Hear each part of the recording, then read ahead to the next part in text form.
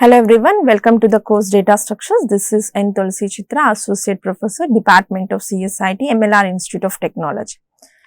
In this today's session, we will be discussing about a stack using linked list and its operations and implementation of stack using linked list. Both the things we will be seeing now. And you can refer the previous video based on stack using arrays we have done, right? You can refer this so that you could understand what is the disadvantage you are going to find with the stack using arrays and why we are using stack using linked list. And the operations may be the same, but you may be finding some advantages and disadvantages while implementing the stack using arrays and linked list. Okay, and we will be seeing about the implementation part also. Let us continue with this.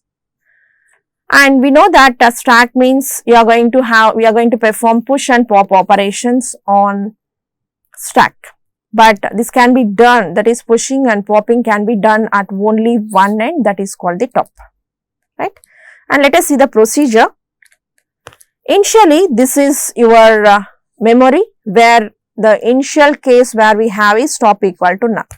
That means you don't have anything in the list, right? Now I want to push some element onto the stack, that is I want to push some element 10 onto the stack. For that, what we need to do? Initially stack is empty and we are going to push, that means we are going to create, that is allocating the memory, reading the data part and initializing next to null, and the name of that particular node is n and the address is 1000. Now I want to push this onto the stack. What is the first case I need to check here? I need to check the first case is whether top equal to null. If top equal to null, in that case whatever the node you are inserting, that should become the top value. So that, let us see. We are going to push this node onto the list and this becomes the top value, right? And we will see how we are going to write the code also. And I want to push one more element onto the stack. Now top is pointing to this particular location, that is 1000. If I am going to create a new node, now what happens? This is the node creation. Now this becomes your n value. Now this should be on the top of the stack. Remove it and place it onto the top of the stack. Now we need to assign this as the top. Yes. At the same time, we need to make the link between these two nodes, right? Previously, we are going to assign the values like this, side by side. This is 10 and this is 20. This address we are going to store in this location. Observe, this is 1000. But here what happens, in the reverse order we are going to do, right? And 1000 we are going to store into this and we are going to move top to the next position, right? This is how we are going to do. Now I want to insert one more element, 30 onto the top of the stack. Again the same process is going to be repeated. Again allocate the memory dynamically, right? This is the node which we have created.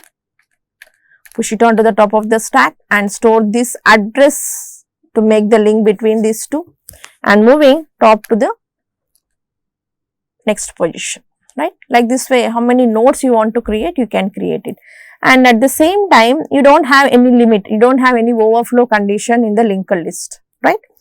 And coming to the code, if you can see this code, the same linked list, what we have seen in single linked list or double linked list, the same thing which we can able to see here, but here instead of insert and delete, we are going to use the names as push and pop, right? While stack you are using, you are going to allocate the memory, read the data value and initializing next to null. And at the same time, if you want to refer with the single linked list, as we have checked head equal to null, here also you can do that. Top equal to null, we are going to assign top equal to n and n arrow next equal to only top equal to n. This one condition you can mention, else we can write n arrow next equal to top and top equal to n. These two steps can be repeated as we have represented in the single linked list. Otherwise, these two are enough, right? This is for push operation. And for the pop operation, if I want to delete a particular element from the list, how we are going to do this? If I want to remove this top element, that is 30 is going to be removed from the stack. Now, how you can remove it? Directly we can't remove it from the top. That's why we need to assign top to some temporary pointer variable. That is temp equal to top. This one we need to do. Temp equal to top should be done. Then when you are going to do that, top should be assigned to the next location. That's why we are going to write top equal to top arrow next. What is top arrow next? Top arrow next is nothing but 2000. Now top should be pointing to this location. Removing that element and top should be moving to that location, right? And the same process has to be repeated for the remaining cases also if I want to delete an element from the stack. Now I want to remove the 20. I want to remove pop 20. Now again you are going to repeat the same process, temp equal to top, and top should be assigned to the next location, right? This is a procedure where you can see. Next, pop 10. I want to remove this one also from the stack, right? Removing it from the stack. Here you can remove this node from the stack so that top will be assigned to the next location. Next location is nothing but the null value. So when you are going to do a pop operation in the stack, so that we will be going for the underflow condition, right? We don't have an overflow condition. Why? Because you don't have limit for the linked list. But for underflow, yes, we have some basic case, so that if you have reached a top equal to null, so that it will be going for the underflow condition. From there, if you try to remove some element, all the elements have removed.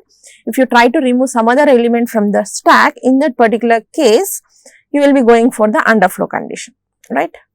And this is the function where you are going to write it for the top, pop. Temp equal to top and top equal to top arrow next and free of temp. You are going to deallocate the memory which you want to remove it from the stack. And you can see the stack using linked list and its operations we have seen. I want to show you the implementation of this stack in the execution part also. Let us open our, already have done this program. Just I want to show you how this is going to work. Open your online GDB compiler, and this is the program where you have. Let us see what we have written here. As usual, we are going to declare our node structure and initializing top equal to null, all these things. These are the three operations where we could perform: push, pop and display. And this is the main function where you are going to write for having the menu list for push, pop and display operations. And this push operation we have seen how we are going to implement. This is the two steps which I have given you, right? Without that also directly we can write n arrow next equal to top and top equal to. And this is the pop operation where you can check for the underflow condition. And this is how where you are going to display all the elements from the stack. This is similarly like the display operation which we are going to use in the single linked list. Okay. Let us run this program. Let us see how this is going to work. Suppose I want to insert some 3 elements onto the stack.